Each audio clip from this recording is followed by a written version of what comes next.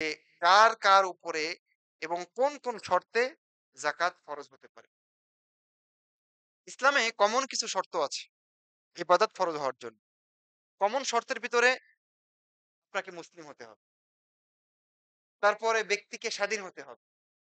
এরপরে ব্যক্তিকে বুদ্ধিমান হতে হবে। পাগল হলে হবে না। তারপরে ব্যক্তিকে প্রাপ্ত বয়স্ক হতে হবে। অপ্রাপ্ত ছোট শিশু হলে হবে না। এগুলো হলো কমন শর্ত। কিন্তু যাকাতের ক্ষেত্রে এই কমন শর্তগুলোর ভিতরে ২ টা শর্ত প্রযোজ্য হবে না। অর্থাৎ এই কমন শর্তের মধ্যে শুধুমাত্র ২ টো শর্ত যাকাতের ক্ষেত্রে প্রযোজ্য হবে। সেটা হচ্ছে যে মুসলিম কিনা এবং স্বাধীন কিনা। পাগল হলেও,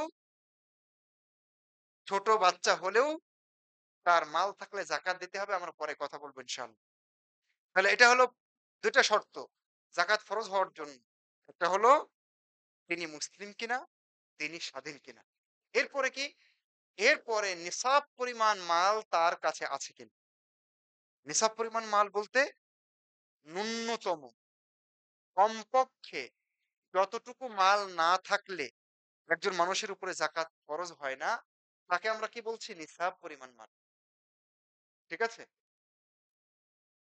কমপক্ষে একটা সময়সীমা ইসলামে একটা পরিমাণ, সময়সীমা না, একটা পরিমাণ ইসলামী শরীয়ত বেঁধে দিয়েছে যে কমপক্ষে এতটুক মাল তোমার কাছে যদি থাকে তাহলে তোমাকে যাকাত দিতে হবে। এটা ইসলাম বলেছে আমাকে আপনাকে। তো এই ন্যূনতম যে মাল এটাকে আমরা কি বলছি? এটা হচ্ছে নিসাব। তাহলে নিসাব পরিমাণ মাল হতে হবে। এটা হলো যাকাত ওয়াজিব হওয়ার জন্য গুরুত্বপূর্ণ শর্ত। নিসাব কি তা নিয়ে আমরা পরে কথা বলব ইনশাআল্লাহ। এরপরে আরেকটা শর্ত হচ্ছে নিসাব পরিমাণ মাল হয়েছে ঠিকই।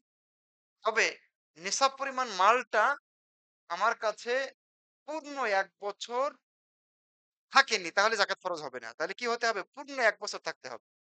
অর্থাৎ আজকে যদি আমার নিসাব পরিমাণ মাল হয় তাহলে আগামী বছর রমাদানের এই দিনের আগের দিন আসা পর্যন্ত যদি সেই মালটা মানে থাকে আমার অধীনে তাহলে কেবলমাত্র তাতে যাকাত ফরজ হবে। তাহলে আমরা যে শর্তগুলো এখানে দেখলাম একটু খেয়াল করার চেষ্টা করি। মুসলিম ব্যক্তির উপরে যাকাত ফরজ হবে, অন্য কারো উপরে ফরজ হবে না। স্বাধীন হতে হবে, কোন দাস গোলামের উপরে যাকাত ফরজ হবে না। সাহেব নিসাব অর্থাৎ নিসাব পরিমাণ মালের অধিকারী ব্যক্তি যিনি কেবলমাত্র তার উপরে যাকাত ফরজ হবে। ৪ যাকাত ফরজ হওয়ার জন্য সেই নিসাব পরিমাণ মাল অবশ্যই পূর্ণ ১ বছর মালিকানায় থাকতে হবে।